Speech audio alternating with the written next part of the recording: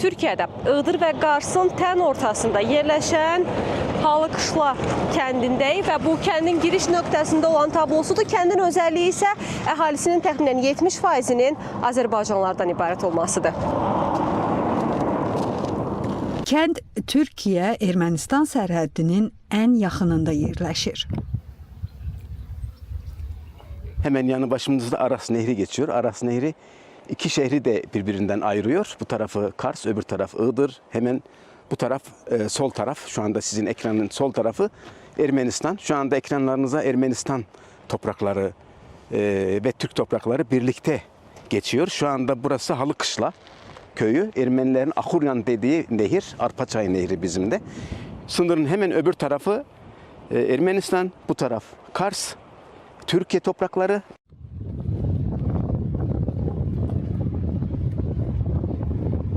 Halıqışlaq kəndinin sakinləri yazın gəlişinə necə lazımdır hazırlaşıblar. Ağaclar budanıb, həyət baca təmizlənib. Növbəti meyvə-tərəvəz mövsümü üçün işlərə başlayıblar. Kəndin əsas gəlir mənbəyi əkinçilik, maldarlıq və arıçılıqdır.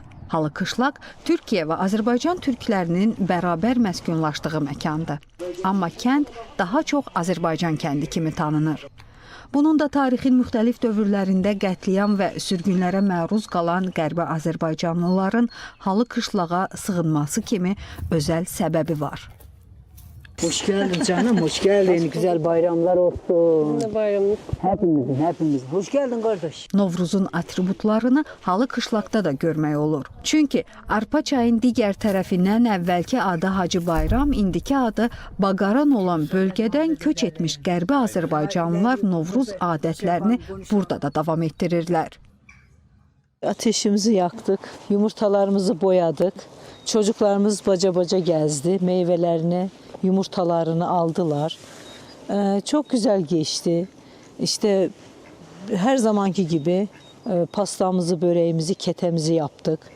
Misafirlerimiz oldu, ağırladık. Güzel geçti, çok güzel. Allah her zaman iyi bayramlara çıkarsın, her zaman Nevruzlara çıkmayı nasip etsin. Dedemiz o bir taraftan gelme. Azerbaycan Gence'den yani. Gence'den gelme. Normalde oradan gelmişler. Kaça kaçta işte gelmişler Kars'a, Kars'tan Kars'a yerleşmişler. Kars'ın birkaç tane köyüne en son gelip işte burada dedem Tuzla Amiri, Tağı Bey.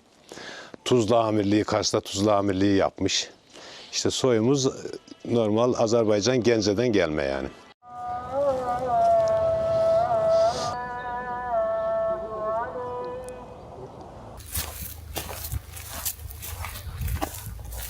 İşte bunlar geçen yılki meyvelerimiz, geçen yıldan kalan meyvelerimiz. İşte bu yıl tekrar ağaçlarımız bakın işte çekim yapabilirsiniz tekrar çiçek açtı. Yani bir yıl boyunca böyle dışarıda kaldı. Mevsim güzel, meyveler güzel, burası iklim güzel. Her şey güzel yani.